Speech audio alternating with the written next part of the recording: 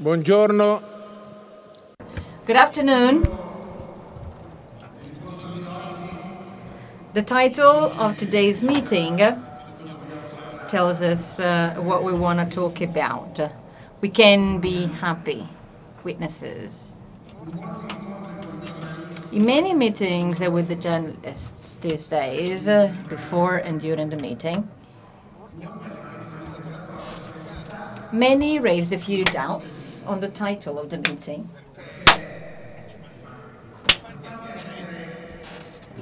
And asked, how can you say that make man happy? Who can think that man can be happy?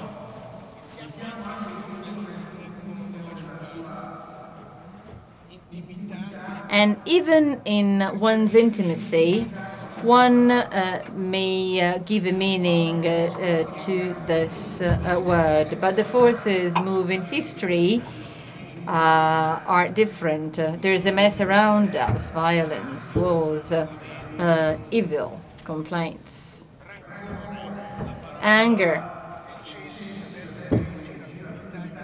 The word that is mostly used today is anger, in Italy at least. So this title is quite strange because, first of all, what's the meaning of being happy? What does that mean? Second, what's the meaning of the fact that history can't be moved by the happiness touching a man's heart? Carron yesterday on Jabbe's event said that this is the answer to the pain, because the pain is an objection to all that, both in personal and public life. Pain cannot be explained, not even from God. God is a companion. It has a dialogue, and then it is a companion. God gives his presence. So how can we answer the journalist's objection and our own objection sometimes? We can provide an answer not by making a lecture on pain.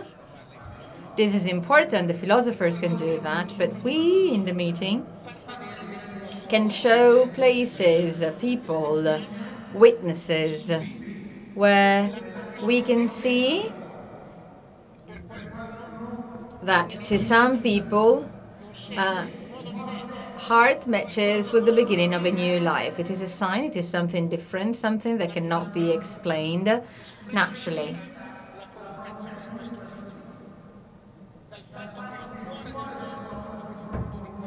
The man's heart is deeper than any evil, than any pain. Now, this is why today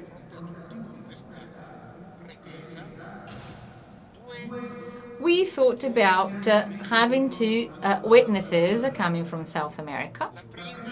The first one by Veronica Cantero Burroni, to my right.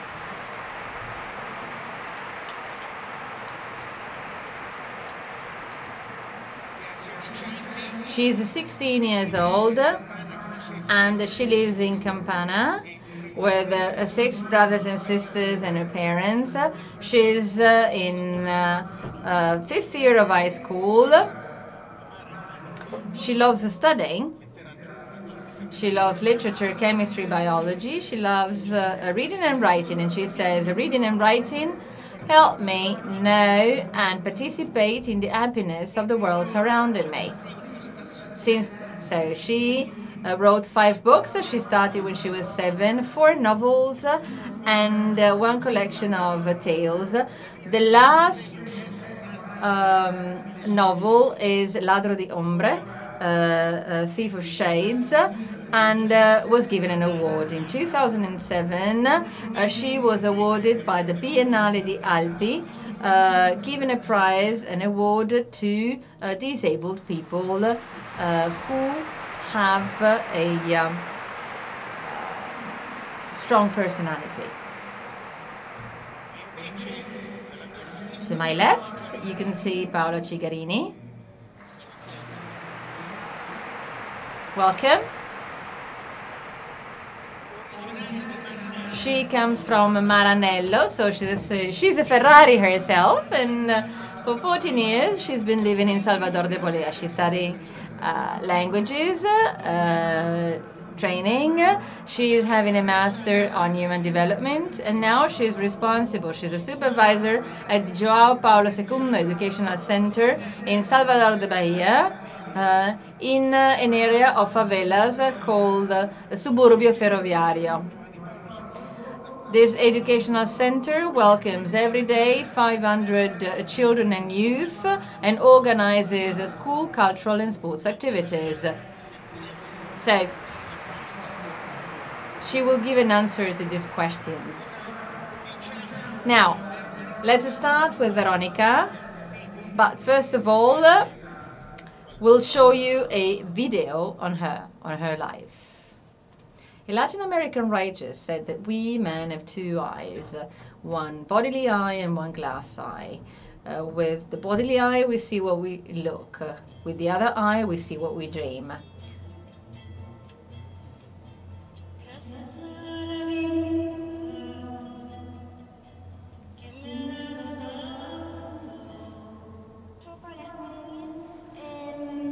To write, I look at reality because I think that reality has many hidden points where there can be an interesting story that can tell a lot about me, and through my story, maybe I can have an impact on other people who might feel moved or identify with me. My name is Veronica Cantero Burroni. I'm 14.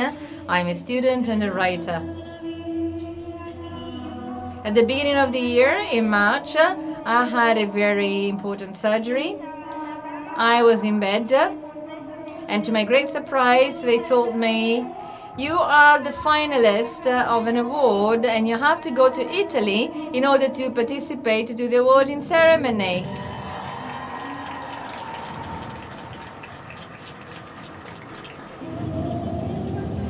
This award encourages me to continue to write, and writing will be my future career. It was really a very intense and exciting journey, because if one keeps seated and doesn't try to get up, in a metaphorical sense, I mean, you cannot see things that you are on the table that actually were there, and only because you didn't get up, you couldn't see them.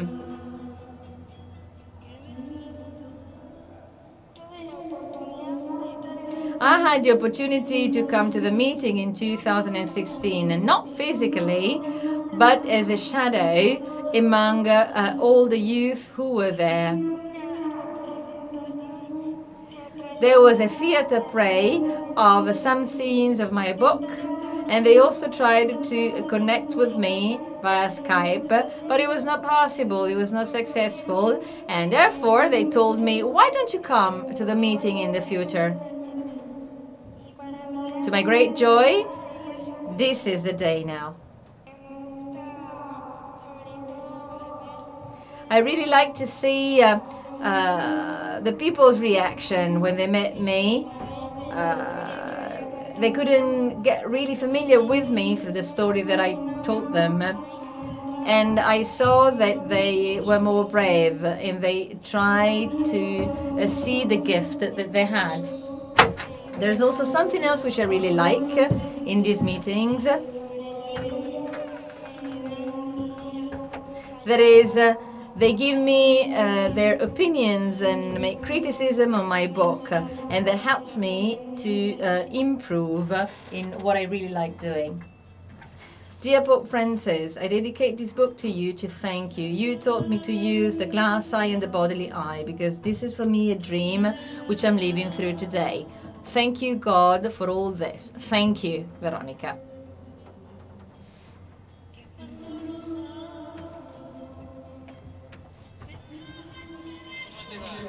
How are you? Well, and you?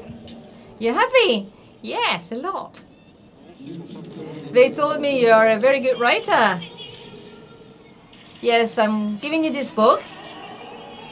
Is that for me? Yes.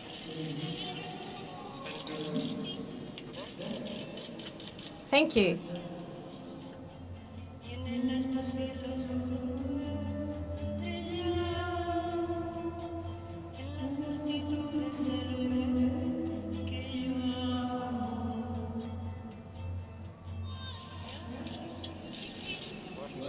I love you. Pray for me. Yes, yes, I continue praying. Goodbye. Thank you. Thank you very much. They gave me the sound and the alphabet.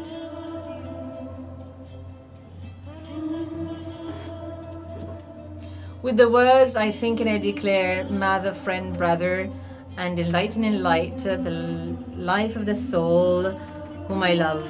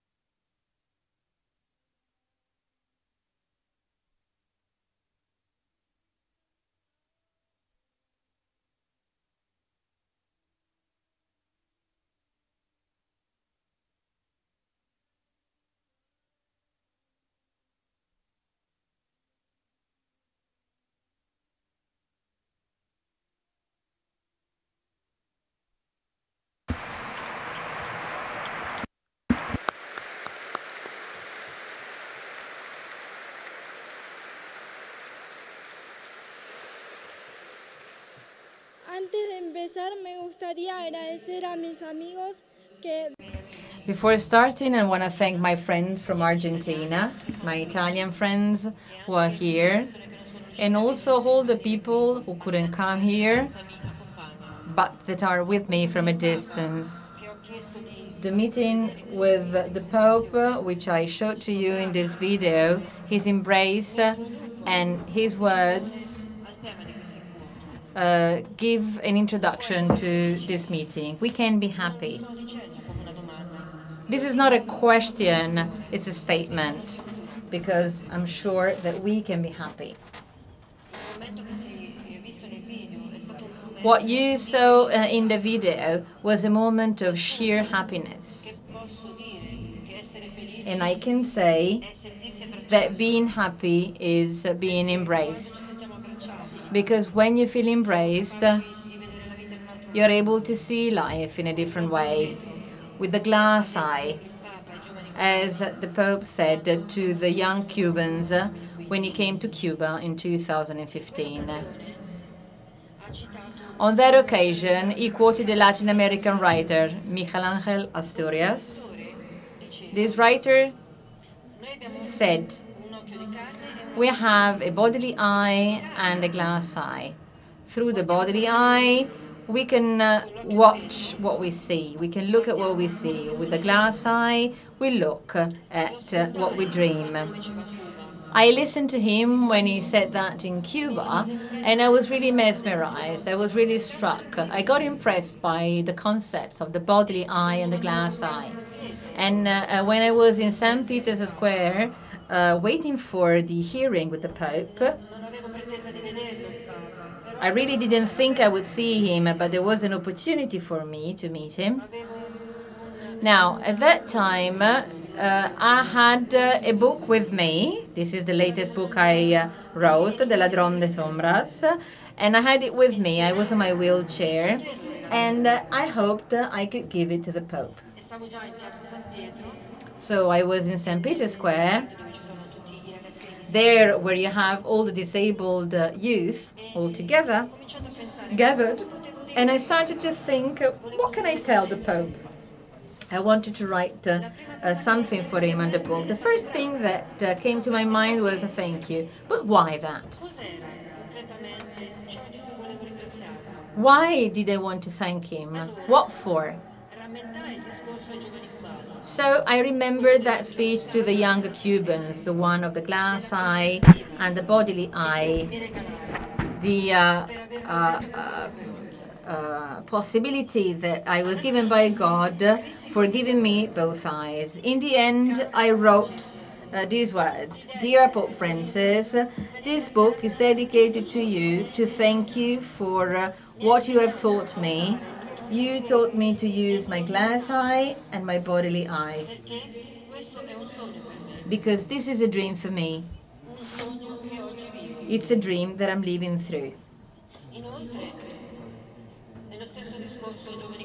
In the same speech to the young Cubans, the Pope talked about dreaming and dreams, and he said that in objective life you must be able to dream, and a young person who doesn't dream is closed in themselves.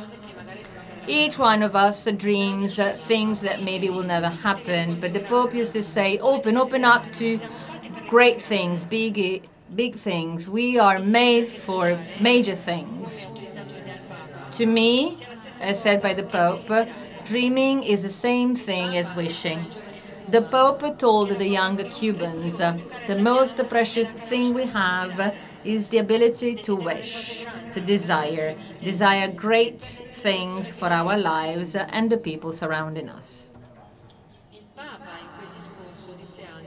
In that speech, the Pope also said, dream that with you the world can be different. If you give the best of yourself, you can make the world different. And I always think about that when I think about my life. How do I contribute for the world to be different? How can I do that with all my constraints? I found my answer in my writing. Had I not had this disability, I would have never started writing. So my physical condition enables me to be more careful to reality. I watch others and their movements, the movements that I cannot have, that I cannot do. This is why I always say that being on a wheelchair is no longer a cross for me. This is the reason why I'm writing. I firmly believe that any circumstance has its own reason. My family has taught me since I was a little kid that God knows everything. Borges is a very famous writer in my country, and he once said, any destiny, however long it may be and complicated it may be, just consists in one moment in time, the moment when the man knows who he is forever. And I really agree on that sentence. Any destiny, whatever long and complicated it may be, actually consists in one single moment in time.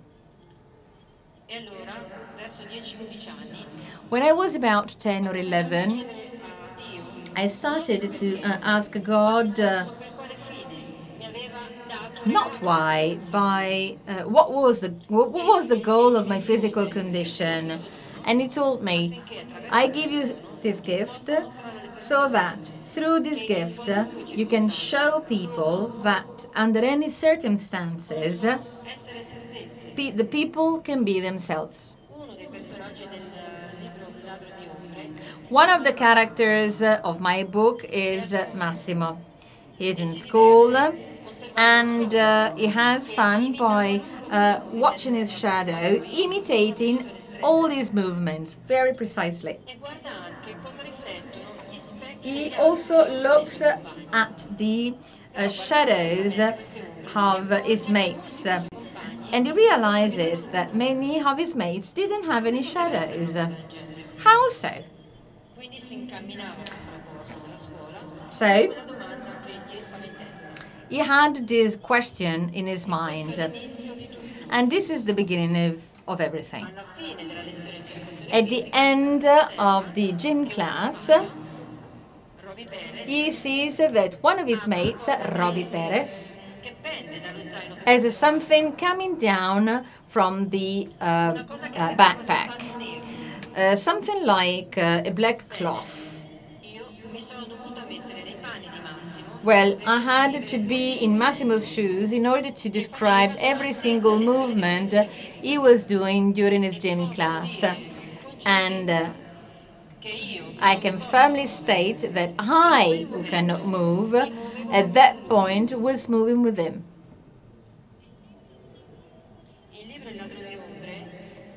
My book, El ladrón de sombras, was given a very important award in Italy, the Elsa Morante Award. The ceremony was organized in Naples. Since then, this short novel became famous, even in Argentina. So I'm quite often invited to some meetings with young people, my same age, or with kids. I do like answering the questions they ask me on the novel, on the characters, and on life in general. I try to tell them and to explain to them that they are also born to be happy and that we all have a gift that we need to discover, to find out. And others have to show what this gift is for us. And I tell them not to be afraid. They must be brave to fight for what they want, for what they desire, so that they can see the life, they can look at the life with a glass eye and fight against all difficulties and problems with courage. When I write, I have no limits. It is sufficient enough for me to release my imagination, get connected to my characters, respect them. Yes, I'm talking about respect because once characters come to life, they can grow up and they interact with me. Might seem strange to you, but some characters told me that they didn't want to be part of the story. Now, in that case, I just open the door so that another character can come in and can stay there in my house of imagination until the end of the story. So actually, I'm stealing an idea from Dacia Maraini, who is the chairwoman of Elsa Morante Award. In one of her books, Dacia Maraini says that when a character comes alive, she opens the door of imagination. The character comes in, sits down, and asks for a coffee. And then the character tells his story, or her story. Then asks for dinner, and also a bed to stay and sleep for the night. I do the same thing. Once the character starts living in my house of imagination, I understand that I have a story to tell the whole world. I listen to the character, and then together we build another world, step by step. But even if the characters stem from my imagination, there is a moment when they become mature and they develop on their own. At this point in time, I have to learn to respect my characters' decisions. Sometimes they let me know that they don't feel at ease with the role I gave them. Therefore, I have to let them go. Another Latin American writer from Colombia, Nicolas Gomez Davia, wrote a wonderful sentence, and I quote, "How can somebody live if they don't expect any miracles?" He didn't write much, but I really liked his sentence. How can somebody live if they don't expect miracles? And talking about miracles, I don't want to make reference to a concrete miracle, something moving or shifting from one place to the other, or strange phenomena. What's openness?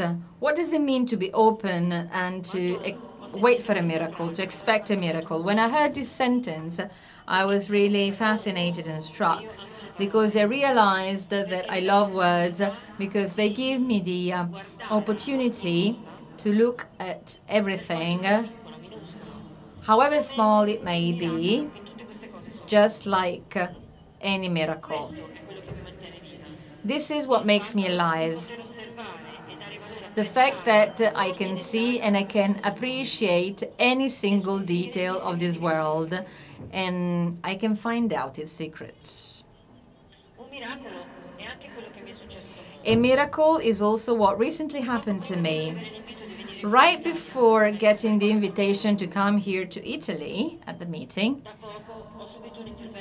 I had a surgery at my spine, then another surgery at my hip, and then other surgeries. When I have to tackle a new challenge like this surgery,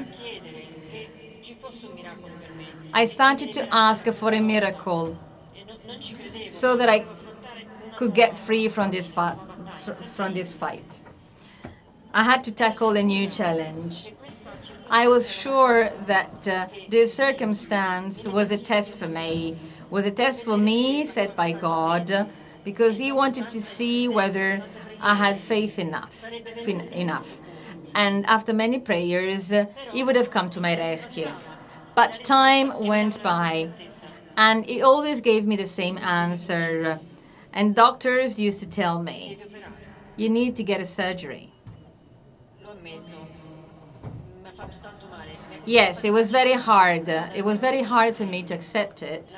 I was hurt, but my family and friends immediately embraced me. They never stopped.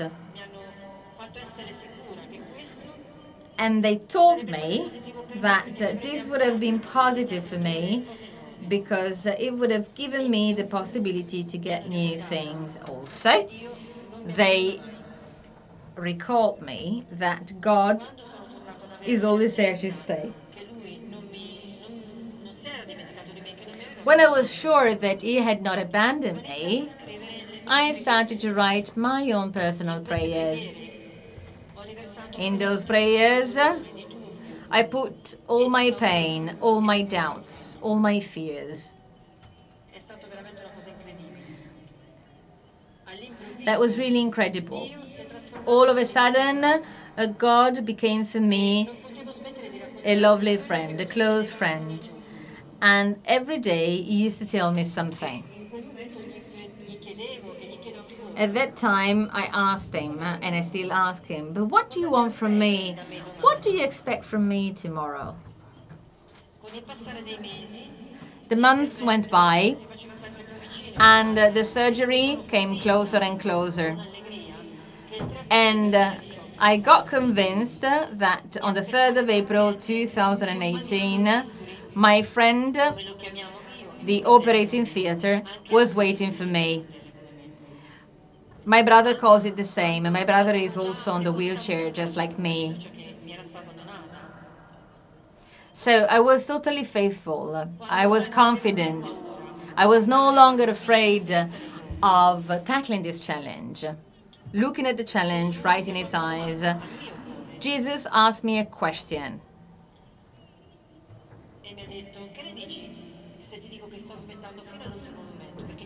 He told me, I'm waiting till the last time because I want you to be mesmerized. And why are you telling me this? I asked him. Is this what I asked you many times, or is it going to be something better? He answered me, I don't know, it's going to be a surprise. You need to open up this gift you're going to see on your own. The day of the surgery came, and I finished opening the gift. It was not easy for me. There was a lot of sacrifice involved. It was very painful. But under that circumstance, God gave me the opportunity to identify with its cross and to carry my cross on my shoulders. And to me, this is also a miracle, because it means that anyone can live today what Jesus lived more than 2,000 years ago. So being happy does not mean having a sky with no storms, or a path with no obstacles, or a job with no harshness. Being happy means finding the hope and the strength in battles. The strength and the hope which I found in the enormous embrace of all the people who prayed for me and continue to do so. Thanks to this embrace, and despite the pain that I have due to my disability, I was and I am happy. So I can absolutely and firmly say that the forces that move history are the same that make men happy. Thank you.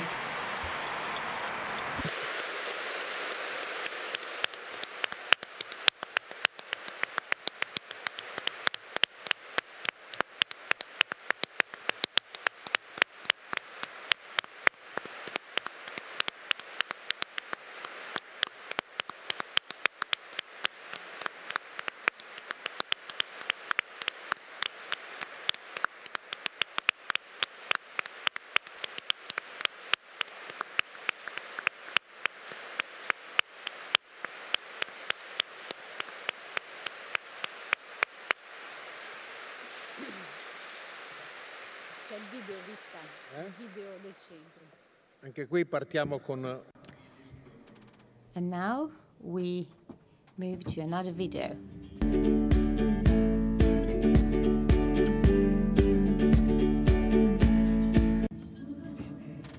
In the 90s, a group of Italian friends got to know the Novos Alagados area in the suburbs of Salvador. They are moved by the harsh reality, the poverty, the violence, and the social vulnerability. That's why they established the educational center João Paulo II to help children and young people of the local community. This center has been working for 20 years in this community. It was established in December 1999 and started being operating in 2000. We have a daycare center for educational support and to support young students and pupils going to primary school and junior high school. But we are starting to get requests also from students of high school. Well, here professors welcome me so well. I feel very much at ease. I like to be here. I'm very happy when I'm here. I made many friendships and I got help for many things. And you have to attend school in order to get here. And we have 9 classes in the morning and 9 classes in the afternoon. And also we give meals to all pupils and students. It's a very much respected place by everybody. It's a point of reference for children because this area is very poor. And here, on the contrary, there are people that care for them.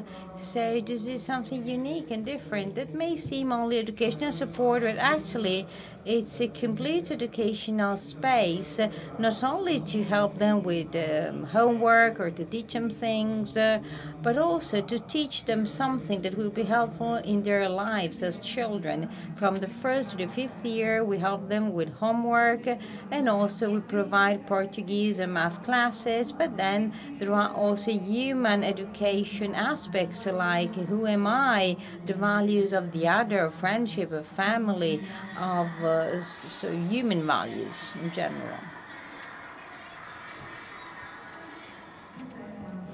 from the 6th year on, we propose Portuguese, math, science, human training, IT, and other courses.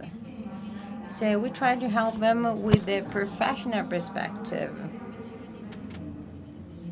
We have digital media. We try to train them for specific examinations and also to apply for traineeship programs. Well, I got education here. I like it very much. I've been studying here since I was a little child. I also play a lot of fun with my friends. And I always have a good time. Here I'm much better than at school. We can play football. I think that here we can learn a lot and build a life project and say we know that these children live in a difficult reality, so we try to give them opportunities in order to make them live their age, so that they can learn something and turn what they learned into something useful for their lives and their future. When they get to the center, we always try first and foremost to show them that the world is not just a community that is here. They can go beyond the community. They can do new things. They can make the difference. They can make a difference by themselves. So the center plays a key role not only when it comes to educational activities, but also in order to help them grow as citizens. Well, for all mothers, that are very busy, well, this is a safe place, so we're happy when our children are here. I've been attending the center for 4 years. I practice sports for 3 years. In the afternoon, I come here, and then I can also play handball or basketball. In 2013, we have started the idea to propose sports activities. Paola found some financial resources and helped us. So there was a new project, a new challenge. So we have now a handball, basketball, and football teams, and it was genius. It was a great idea. Another great project. So with sport, you can work on several things: setting a goal, achieving it, being rigorous, and trying to respect rules. So it's impressive to see how children adapt to things positively, and also there is a sort of homogeneous in terms of language being used, and that applies to the educational part and the sports part, and this is very important for studies activities. And so it's a great inclusion-related project. So through this sports activity, we can involve them. I feel like privileged in playing here at the center. I had the possibility to be selected for the Bahia team. We have won several championships already. Last year, we won the community tournament, and we are FEEPS champions, sports festival champions. There's a private school championship, and we are also champions of the state of Bahia. So again, we were very successful, and I think that some of our youngsters have a great talent to become professional sportsmen and sportswomen. So I would like to become a professional basketball player and maybe one day play in the NBA. Well, here I see something that I don't see outside. Well, you simply need to look into their eyes, and you see all they get in their eyes, the good things they get from everybody here, teachers, staff, and certainly this is something they can't find outside in the street. Folia del Reis marks the ending of the school year. And this is our last activity, and we always close our activities with this initiative. It's a beautiful activity, and the youngsters love it. And we have the already know-how in English. They already know everything. And we have singing and music playing and traditions and our rhythms. And so again, we can also then teach them music and diversify our musical tradition.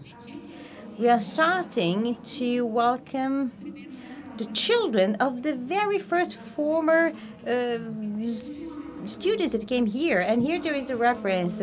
So here there is somebody who looks at me, who cares for me. In a place like this one, well, you can get equipped to come to terms with life, because here everybody who has come to this center changes its gaze, changes its way to live their lives and relationships. So, I mean, they can not only be more successful when it comes to education, but also get more things from everything they do.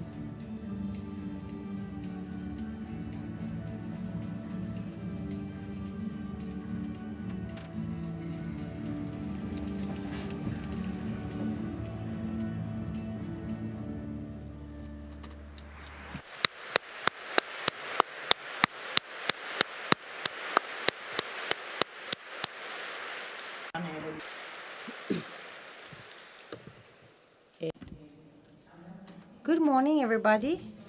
My name is Paola. I am Italian, and I've been living for 14 years in Salvador, the capital of the state of Bahia, in the northeastern part of Brazil.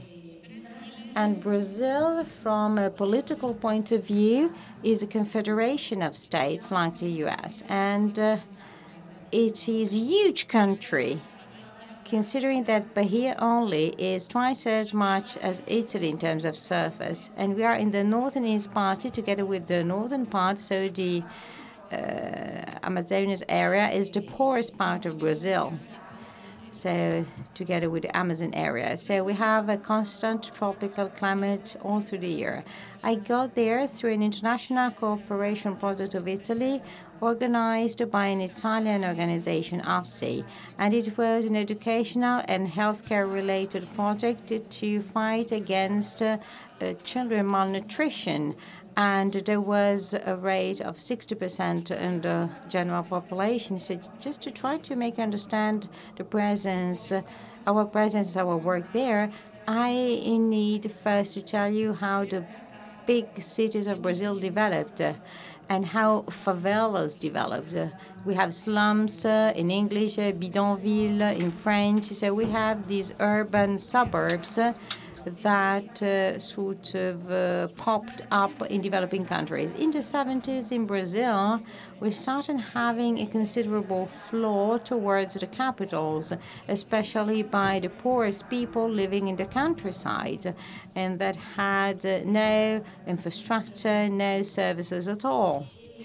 And for a number of reasons, but I don't want to elaborate on them, so cities got this enormous flow of people, but they were not prepared for that. So people started building their homes independently, autonomously, so filling, the empty spaces they found here and there, and starting by squatting empty spaces. So that happened everywhere.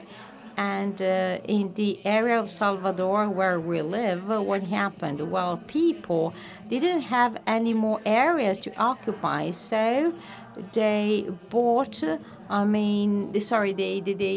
built houses on the water, and somehow they built houses on piles. And so I got there because the project that I had joined wanted to help them sort of move them somewhere else, and so to convince them to leave those houses on piles, because governments wanted to try to fix the problem and wanted to move people from those areas. In this case, well, there was a specific activity. So the main goal was to keep actually the people in the community, because that was their home. That's the place where they were born. That's the place they belonged to. It was their community. So actually we wanted to support it. And currently in Salvador, both in the area where we are and in other areas, the condition has got better, generally speaking. But I must say that over the last few years, a specific, very terrible reality grew a lot, because that area has become very, very violent. 40% of the Salvador city is considered as the a former city, traditional one, a mainstream one, with sewage, buildings, roads. 60% of the city, originated in such a spontaneous way, in an informal way. So 60% of the city is made of slums. And some years ago, this word was considered as a very negative one by the people living there. While today, the word slums has become almost a sort of protection. For instance, my youngsters use this word, slums, also somehow to state and sort of express their identity.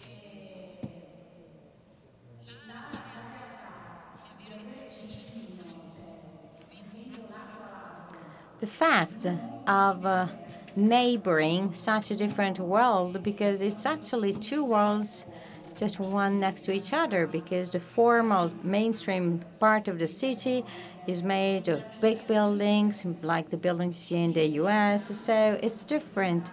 And next to the formal part of the city, you have communities where the vast majority of the people live of sort of informal work, some of them more or less permanent. However, very few people have a regular job, so the way of life is completely different. But still, these two worlds are just next to each other, and this may generate big tensions. I would like to present you with some data resulting from a research on public safety. This was published last month, and 63,000 violent deaths. So 175 violent deaths per day, and then more than 82,000 people missing. So probably many of them just were killed during this because of these violent deaths. In our districts, in my district, we have 2 murders a week on an average. And the vast majority of victims are young people from 14 to 28 years of age. And as you saw in the video, unfortunately, there is a real massacre of people from 14 to 24 years of age, and so 30,000 per year.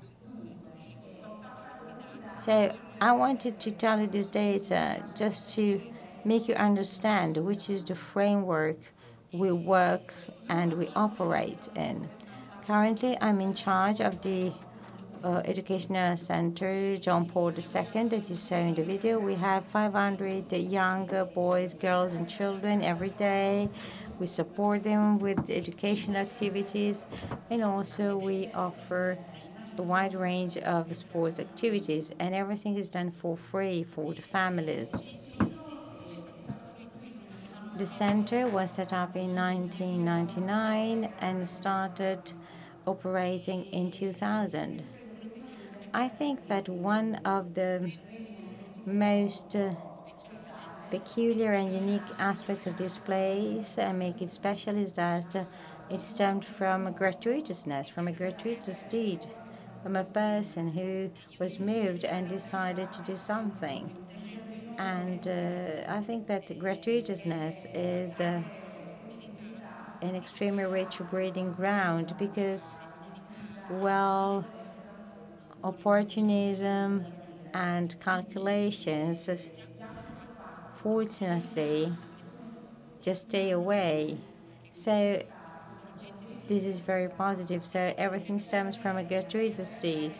And thanks to this gratuitousness and this gratuitous nature, we are rather free when it comes to our freedom to choose and move how we want. So I've learned a lot over the years because I think I've changed so much since I got there. So I'm so grateful to those years I spent there because I learned so much. And well, Veronica made beautiful quotations, but actually I will make less important quotations. I quote Giovanotti, an Italian singer, and I was born in a land that gave me everything I got, and if I want to defend it, I will lose it. I find these lyrics very interesting because first of all, when I got there, I realized that everything I received while living here, all the years I spent here, was not self-evident at all, because the fact of having slept in a bed with clean sheets, I had beautiful clothes, wonderful breakfast. I could go to school. I had teachers and friends. There was a courtyard where I could play. And then I had my mother. Sometimes she said yes to my request. Sometimes she said no. So all of these things that may seem banal, self-evident, and typical of a daily routine actually are not so self-evident, because those things allowed me to grow up, but these things and many others that came along afterwards. Moreover, the vast majority of the people of a large part of the world do not know what all these things are, because they live differently. They have no idea about that. The vast majority of the children with whom I work, so the ones that I see every day, they wake up and nobody is there for them, because probably their mothers are already working somewhere. They have to get prepared by themselves to clean clothes. There's probably nothing to eat, and maybe they ask their neighbors if they have some leftovers. So they get independent very, very soon, and they have to, because there's nobody there for them. They have to sort of do everything by themselves. They have to be proactive and defensive. It took me many, many years to learn what I'm about to say. It took me a long time to understand that a situation of need, or the fact of living in a situation so unstable, because maybe your father is there one day, the next day goes away, maybe sort of, I don't know, recreates another family, but just 3 blocks away. So life is extremely changeable. Maybe your mom found a job, and so you can live pretty well for a couple of months, but maybe she loses her job, and so all of a sudden you lose everything. Or maybe somebody in the family gets ill and sick, and you have no resources to treat them. Or, as it happens and occurs in Salvador and also in our district, you have floodings, and you have houses being flooded, and sometimes these houses are so fragile that just get swept away. So this fragility, this frailty, and this instability make it so that people approach life differently and have a different mindset. And this is something that taught me a lot, because I told myself, Europeans, and including myself, use our reason differently, in a more rigorous way, because, well, our historic background is different. We are used to sort of somehow manage our reality. Well, maybe every morning you set yourself a certain number of things to do. Maybe you do just half of them. And okay, and then if something goes wrong, we're so mad. We get mad when something goes as we did not expect. But instead, the fact of living in a place where external factors are so changeable, ever-changing and unpredictable, makes people much more flexible. We just have one plan to approach things. They have plan A, plan B, plan C, plan D, up to letter Z. So they're much, much more flexible in absolute terms. This is the very first thing that I learned, being more open to reality and the way reality will present itself and take form.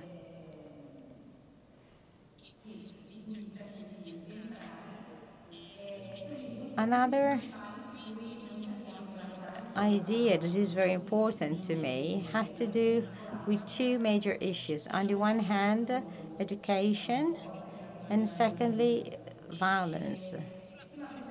So, as far as education is concerned, at one point,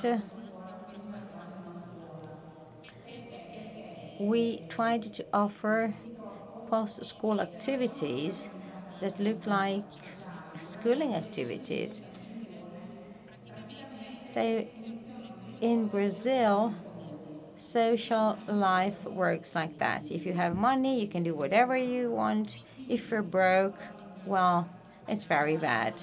So when it comes to public schooling and public hospitals, well, actually, nobody is responsible for nothing there. So it's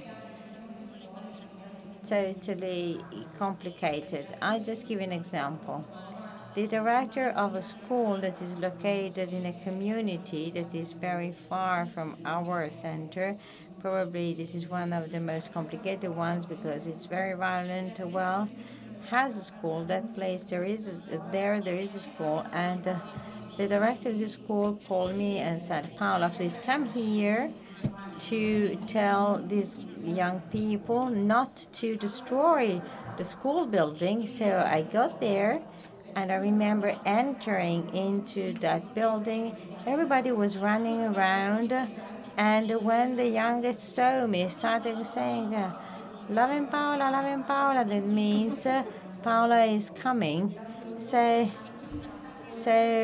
some started running away inside the classrooms, and the older ones said, Paola, here is not like after-school activities. I mean, everybody was free to move around, and everything had been destroyed from sort of tiles to chairs, and the teachers were locked in the teacher's room. And then I said to the director, let's have a walk around the school. And I asked, why is it so that some of these young boys and girls that are the same that came to our center behave like this here and behave differently when they come to our center? And secondly, why is it so that the teachers are so afraid? They were locked in the teacher's classroom because they were afraid, because they got threatened by the youngsters. And so I said, why is it so that there is this difference? So again, just to give an idea of the atmosphere of public schools. And what's the difference to the presence element? It's not that we have a magic formula. It's simply the fact of being there and talking to them, being there for them, establishing a dialogue, establishing a relationship, doing things together, watching things together, and that then changes the way of these young people to react. So as far as the educational part is concerned, we try to fill in some gaps because the public school is very patchy. And so we try to help them fill these gaps and in particular support them so that they can embrace specific vocational training pathways or professional training pathways. Then we have safety and violence. That is another major area of activity. This is such a repetitive topic. I don't want to sort of get into the details of the reason why this happens and also the ways. So you can have clashes between groups of youngsters, but also between the youngsters and the police. But still, there are periods during which, well, the situation gets quite heavy. I remember the Zillions murder of a young boy, and so I stormed into the classroom and said, did you have anybody murdered in your family? And everybody raised their hands. So it's a huge phenomenon.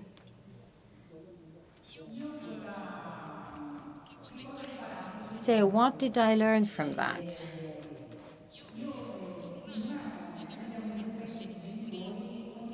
There's a group of parents that tries to have a constant communication with us, and so we share what we do with them. And for us, this is very important because we can get feedback from them. And one of these parents said something that worked like a sort of shock in my brain, because somebody told me the best way to protect and defend a place is to sort of integrate in sort of people. And that made me think about the Pope, so build bridges and not walls. And I found that sentence pure genius. So it's so true. So I'll give you some examples. For instance, once some guys punctured the tire of the car of a teacher because they wanted sort of a rubber. They wanted some sort of material for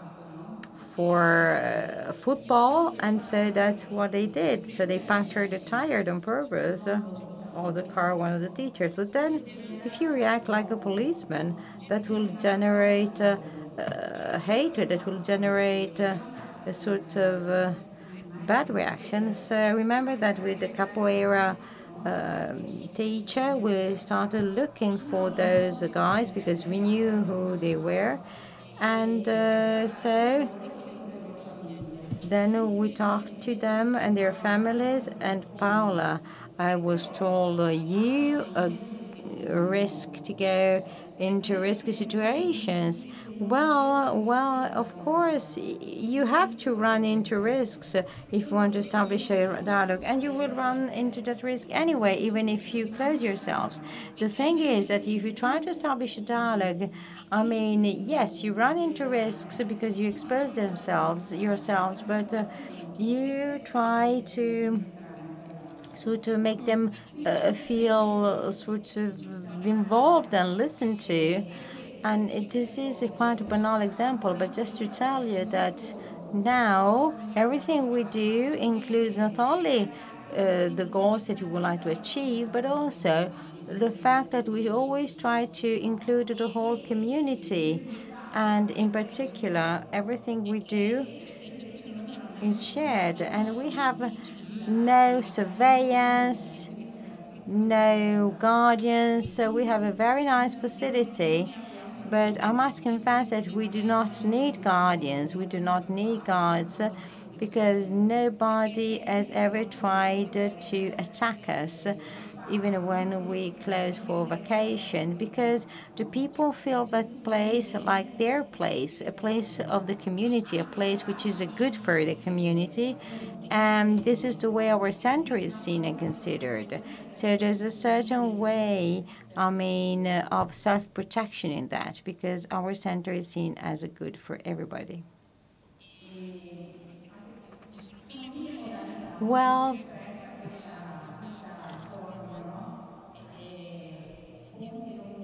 say bridges and not walls. We tried to sort of apply this at all levels, and our door is always open to parents at all times, and again, sometimes it's not possible really to devote them time because maybe you're busy doing something else. But the fact of saying that our door is always open was very successful, because that allowed us to build trust and confidence and make people feel heard and included. And also, any encounter opens up new opportunities and possibilities. If you stay defensive all the time, and we would have plenty of reasons to do that, to be more defensive, but a defensive attitude sort of increases the gap with the people. And now I would like to talk about our sports activity. Sports activity is something that started in 2013, and everything came from Paulo, one of our young students, one of those that are considered as troublesome, unbearable. And so, I mean, practically is always in my office, but I thought to myself, Paulo is smart. What could he do? Is there anything that could interest him?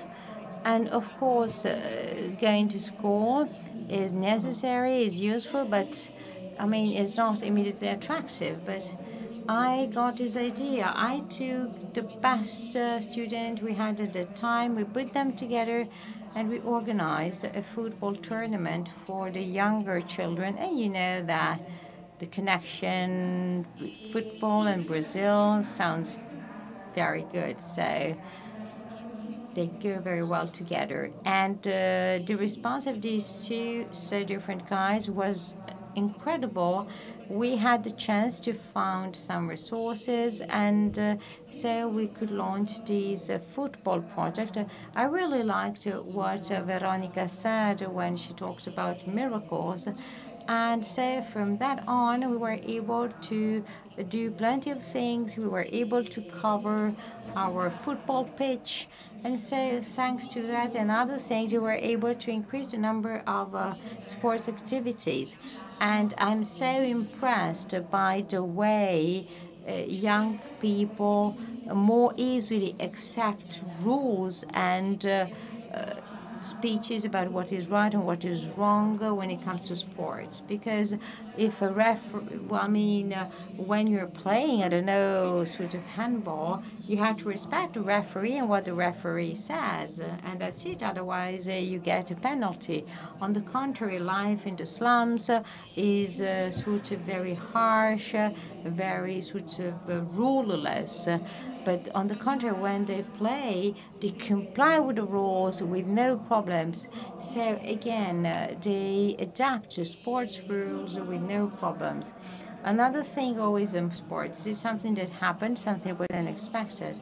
The fact that we have started participating in the tournaments and championships of private schools, because as I said, where there are people willing to pay, things work in Brazil. So that means that things usually work only in private schools. There are wealthy people. On the contrary, our young people, sort of, that come from the slums, were able to join these tournaments where the children of the very rich people go. So there was like an encounter, but also a clash at the same time, because it goes without saying that without, the sports setting, these young people would have never ever met, and also our guys would have never ever seen this part of the city. So that became an unexpected but still very interesting opportunity then to talk about situations and experiences that sooner or later these guys will have to come to terms with, racism and discrimination. But as I said, that first contact occurred within a certain presence, because they could watch those realities that we can't do nothing about, because the fact is that there will be discriminated young people. They will have plenty of problems in trying to find their own way in life. But still, that happens within a different context, so they can also appreciate, the shades of any situation and understand that there may be a possibility of change. So I'd like now to come to my conclusion and go back to the title of the meeting. So the forces that move history are the same that make men happy.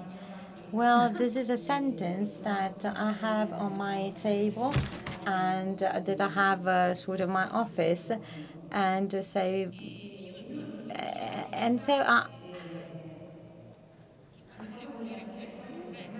I try to deeply reflect on the meaning of this sentence. And I tried to think over my whole life. And again, and I come to this conclusion that I feel so grateful, and it's possible to live your life relying on your heart. And this is not a sort of teenager's thought, not at all. On the contrary, the fact of being able to live your life following your heart and following everything your heart is telling you, regardless of how big it is certainly the most interesting thing that can happen in life. And in my opinion, is the most important and interesting thing that can happen in your life. And over time, you start understanding that your heart beats at the same pace as reality. Because we usually think about things in a sort of black and white way. We separate things, but in this case, the reality sort of has a pace that is the same of your heart. And as Veronica said, yes, it is possible. It is possible to live following your heart in any situation. Thank you.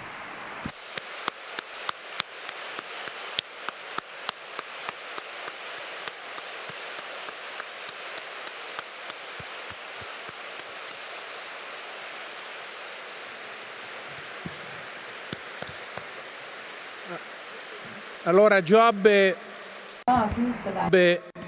So, Job is an old story, a legend of the Bible, of the Old Testament, because at one point in life, well, maybe when you're young, you come across disability, so you get born with a sort of embedded contradiction, because you would like to move, but you can't. And so you meet something that may mean for many people unhappiness, or maybe you seem to be born with everything in a reality that is normal for us. You then get to a situation where everything is missing, is lacking, and everything is not normal. No breakfast, no safety, no school, no clothes. So, well, then you come across evil. So, for the vast majority of people, so this is the reason why for the vast majority of people, the title of the meeting sounds sort of wrong, because we all have only eyes of glass. But actually, as Saint-Exupéry said, the author, what is essential for the eyes is invisible to the eyes, what is essential to life. On the contrary, the eyes of glass is the eye of the desire, of the dreams. So we only have bodily eyes. We sometimes miss the eye of glass, that is able to see and watch what seems to be invisible to the reality. It can see desire, the wish, the dream. And desire has to do with something that is very present in the mating, so the depth of the being. And so desire doesn't stop where there is pain and suffering, doesn't stop where there is disability. Desire doesn't stop because there is something tangible in front of us. So the eye of glass lets you discover ways that you thought were unthinkable. Maybe you're 7 or 10 years old, and you're faced with a way that is related to your sort of limit. And so you find a new way, like writing, a new way of perceiving reality. And the glass eye lets you perceive this new way. And so this desire to move gets bigger than your inability not to move, your inability to move. And so you can start moving through the writing, and the writing makes you walk, makes you move in a different way. So you can move in a different way from your sort of friends of the same age that are normal. And so you start watching the limits that the others do not have. You start watching those limits as a bridge, as a possibility. You start using sort of the people that do bad things as a possibility to establish a relationship. So would you have ever thought that violence can become an inclusive factor?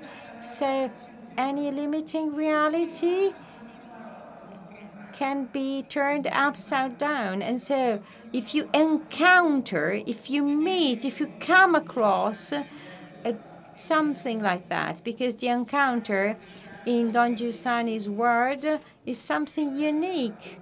And so it's not just reality, it's the encounter that can change everything. So the encounter is the gateway to a new experience, to a pathway. And so you can get to perceive reality in a different way. And then you see the miracle, because then the reality becomes a miracle. Job talks about a reality that starts when God talks to him. Veronica talked about her own reality, her disability that becomes the discovery of having been donated, of being donative, of being a miracle. It's midnight, Dr. Schweitzer, the dialogue between Schweitzer and another person, and Schweitzer says there are no more miracles because, well, actually miracles exist. The miracle, the reality.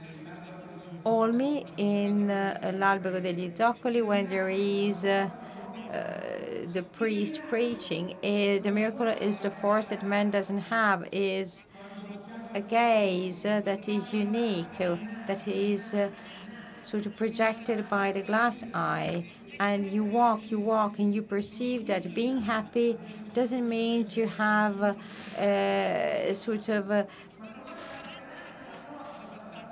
something that is problemless. No, it means that you get strength from the fight.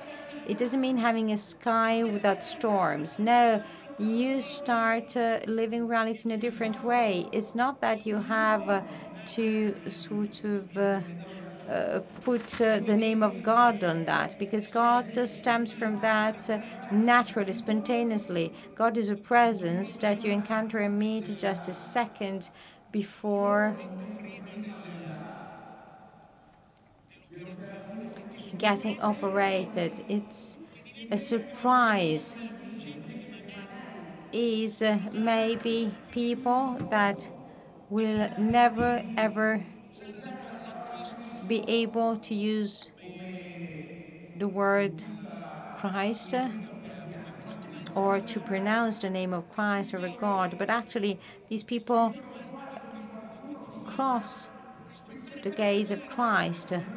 So you see, those young people respect referees, but we're not so used to respect referees, even if we're Christians. Think about what happens every Sunday, every given Sunday here. So job is everybody's pathway, and this title is a pathway for us, but we need to listen to witnesses. We need to listen to testimonies. We need to look at those that every day come across evil, pain, suffering, violence, and discovering these realities possible, but you need daily discoveries based on suffering and pain. You need to somehow join the pain of Christ and rediscover a resurrection that is not coupled to rituals, but that comes from the depths of reality. So that's the pathway that we have embraced and that we keep walking along during this meeting. Thank you.